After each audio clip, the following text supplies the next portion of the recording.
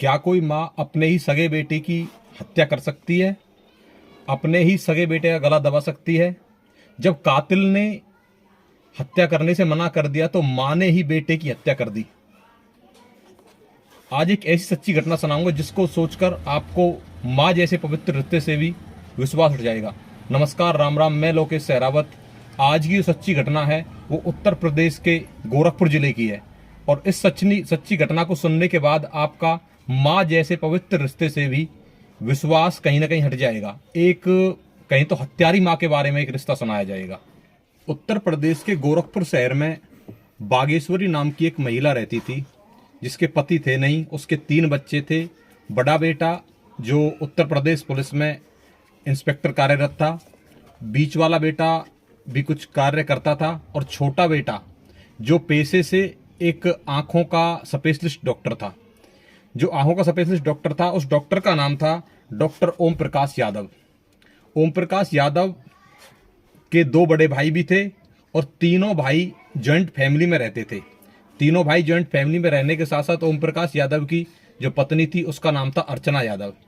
ओम प्रकाश यादव की शादी को 3 साल हो गए थे और 3 साल से ओम प्रकाश यादव की अच्छी फैमिली चल रही थी, कोई दिक्कत नहीं थी। अच्छी फैमिली चलने के साथ साथ ओम प्रकाश यादव की जो पत्नी है, 3 साल बाद उन पर एक बच्चा हो जाता तो उनकी पत्नी बच्चे को लगभग जब 1 साल का हो जाता तो उनसे अपने अलग घर की डिमांड करने लगती है। जब अलग घर की डिमांड करने लगती है तो ओम प्रकाश यादव की माँ जो बागेश्वरी देवी है वो कहती है कि अलग घर से अच्छा है आप इसी घर में, जो हमारा अपना घर है, इसी घर में 2nd फ्लोर पे रहने लगो। तो 2nd फ्लोर पे ओम प्रकाश यादव, उसकी वाइफ अर्चना यादव और उनका एक बेटा जिसकी उम्र लगभग 4 साल हो चुकी थी। तो तब तक वो, तो ऐसे करके वो तीनों 2nd फ्लोर पे रहते हैं। ओम प्रकाश यादव का परिवार अच्छा चल रहा था। उनका अपना ही शहर के अंदर अपना ही एक आई स्पेशलिस्ट का मतलब क्लिनिक था, तो सारी अच्छी फैमिली चल रही थी। 21 जनवरी 2016 का दिन था। ओम प्रकाश यादव के घर में सुबह लगभग 9 बजे मजदूर आते हैं क्योंकि उसके घर में कुछ रिपेयरिंग का काम चल रहा था। तो मजदूर आते हैं, मजदूर आने के बाद देखते हैं कि ओम प्रकाश के घर में मतलब 2nd फ्लोर पे आते हैं तो वहां पर कोई भी व्यक्ति नहीं दिखाई दे रहा था बाहर। तो उन्होंने दरवाजे को नॉक किया। दरवाजे को नॉक करने के बाद वहां से भी कोई नहीं आवाज आई। फिर उन्होंने दरवाजे को खोल दिया। खोलने के बाद क्या होता है, वो दरवाजे को खोलते हैं। खोलने के बाद उनकी आंखें खुली की खुली रह जाती हैं क्योंकि उसके अंदर ओम प्रकाश और उसके बेटे शिवा, इन दोनों का डेड बॉडी पड़ी हुई थी जो खून से लथपथ थी। अब वो जो मजदूर लोग थे वो 2nd फ्लोर से नीचे भाग के आते हैं। नीचे भाग के आने के बाद अड़ोसी पड़ोसियों को बताते हैं और ओम प्रकाश के जो बाकी भाई या फैमिली के जो भी मेंबर थे उन सभी को बताते हैं कि ऊपर ऐसा माजरा हुआ पड़ा है। भागे भागे सारे लोग ऊपर जाते हैं। ऊपर जाने के बाद देखते हैं तो वाकई ओम प्रकाश और उसके बेटे शिवा की हत्या हुई पड़ी थी जो खून से लथपथ थे।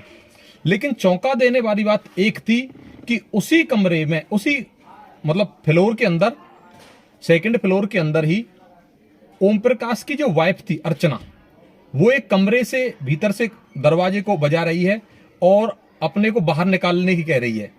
लेकिन जब दरवाजे को खोलते हैं तो अर्चना से पूछते हैं कि क्या हुआ। अर्चना बताती है कि रात को कुछ चोर आए थे और उन्होंने सारा सामान चोरी कर लिया क्योंकि उस कमरे के अंदर देखा तो सारा सामान ढहस नहस पड़ा था, सारा सामान फैला हुआ पड़ा था।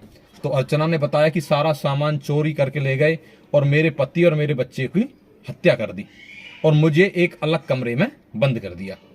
इसके बाद कोई पुलिस बुला ली जाती है। पुलिस आने के बाद पुलिस देखती है कि जो एंट्री गेट था वो भी बाहर से टूटा हुआ था।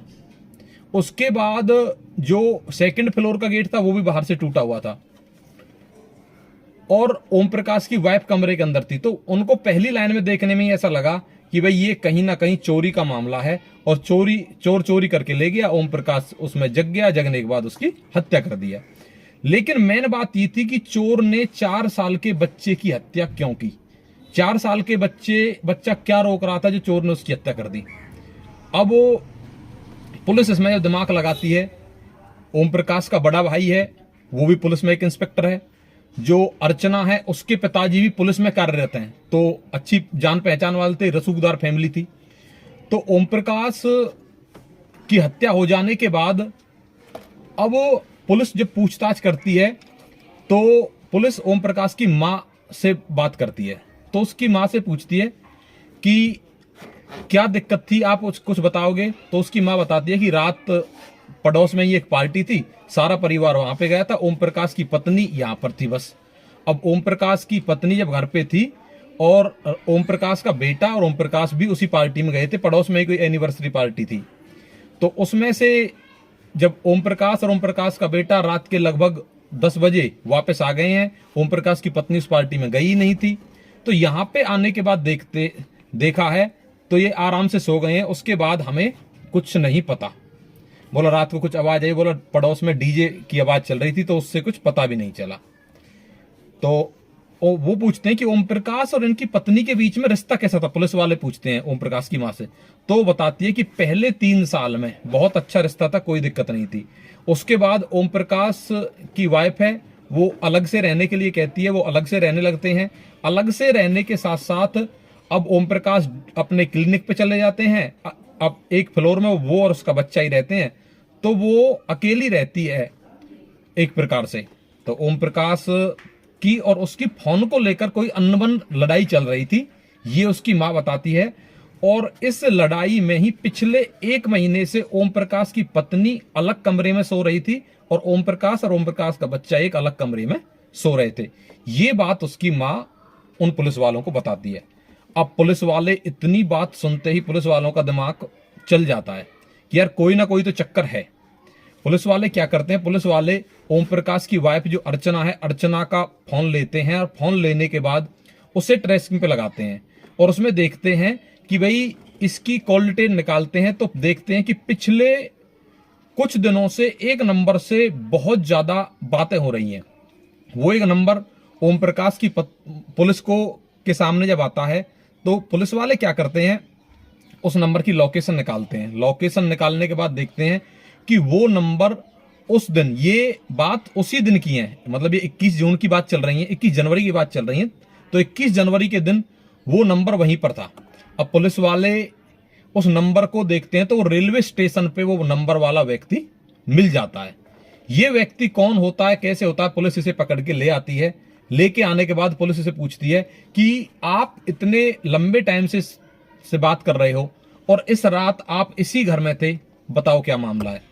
तो वो बताता है वो पेशे से एक अध्यापक होता है, प्राइमरी टीचर होता है और वो रहने वाला होता है लखनऊ का होता है। लखनऊ में ही ओम प्रकाश की ससुराल होती है, मतलब अर्चना का मायका होता है लखनऊ के अंदर ही। अब क्या होता है कि जब अर्चना घर पे अकेली रहती थी तो फेसबुक पे पन्ने दर बदलते बदलते एक दिन ओम प्रकाश की और फ्रेंड रिक्वेस्ट आ जाती है अर्चना के पास। अब अर्चना उस फ्रेंड रिक्वेस्ट को एक्सेप्ट कर लेती है और एक्सेप्ट करने के बाद उन दोनों की बातचीतें शुरू हो जाती हैं। ये मामला ओम प्रकाश बताता है, वो बताता है अजय यादव नाम का वो व्यक्ति था जिससे ओम प्रकाश की वाइफ की बात होती थी। अजय यादव नाम का ये व्यक्ति जो लखनऊ का ही रहने वाला है, ये बताता है कि ये पहली बार अर्चना से जब मिला था तो इसके मायके में जाके मिला था। बातें इनकी फेसबुक स्टार्ट हुई थी लेकिन इसके मायके में जाके ये मिला था। फिर काफी लंबे समय से इनकी बातें चल रही थी तो इन्होंने डिसाइड किया कि क्यों ना हम शादी कर लें। अब शादी में जो सबसे मेन बीच में रोड़ा अटका था, वो अटका हुआ था उसका पति, अर्चना का पति। अर्चना के पति जब बीच में अटका हुआ था तो उन्होंने प्लानिंग किया कि क्यों ना इसकी हत्या कर दी जाए। तो इस प्लानिंग के लिए सबसे बेस्ट ऑप्शन था कि वे पड़ोस में एक एनिवर्सरी पार्टी है, सभी पार्टी में जाएंगे, तुम घर पे आ जाओ। तो गोरखपुर में अजय यादव आ जाता है और आने के बाद उसी कमरे में छिप जाता है जिस कमरे में अकेली अर्चना सोया करती थी। अब रात के लगभग 12 बजे हुए थे। अर्चना का पति और बेटा बाहर एक दूसरे कमरे में सोए हुए हैं और अर्चना का प्रेमी और अर्चना एक अलग कमरे में है। तो रात के 12 बजे देखती है अर्चना कि वो दोनों सोए हुए हैं। सोए हुए होने के बाद वो अर्चना और उसका प्रेमी अजय यादव आते हैं और आने के बाद अर्चना के पति के सर पे, डॉक्टर के सर पे सीधा प्रहार करते हैं हथौड़े से और 2-3 हथौड़े मारने के बाद अजय यादव डॉक्टर की वहीं पर हत्या कर देता है। डॉक्टर की हत्या होने के बाद जब ओम प्रकाश डॉक्टर की हत्या हो जाती है तो उसका बेटा होता है जो शिवा 4 साल का, वो जग जाता है, उसकी नींद खुल जाती है। नींद खुलने के बाद फिर अर्चना कहती है कि अजय इसकी भी हत्या कर दो। अब अजय क्या करता है कि मैं इस बच्चे की हत्या नहीं कर सकता। जब वो बच्चे की हत्या नहीं कर सकता तो उसे पता चलता है कि सुबह हमारी ये पोल खोल देगा, तो इस कारण से अर्चना क्या कर देती है, अर्चना उसका भी गला दबा देती है। मतलब प्रेमी ने जब गला नहीं दबाया तो उसकी मां ने ही 4 साल के बच्चे का गला दबा दिया। ये बहुत ही शर्मनाक घटना है जिसको देखकर मेरा दिल बहुत ज्यादा दुखी हुआ है। सबसे जो मेन बात थी इसमें, यही दुखी की बात थी कि मां ने ही अपने बेटे की हत्या कर दी है, प्रेमी ने नहीं की। तो इसके बाद 4 साल तक ये केस चलता है और 4 साल बाद इन दोनों प्रेमियों कहूं या हत्यारे कहूं, प्रेमी नहीं कहूंगा मैं इनसे, इन दोनों हत्यारों की उम्र कैद होती है। इस घटना को सुनाने का उद्देश्य किसी की भावनाओं को ठेस पहुंचाना नहीं है, किसी को दुख पहुंचाना नहीं है, सिर्फ आपको सतर्क रहने के लिए ये घटना मैं सुना रहा हूं। नमस्कार, जय हिंद।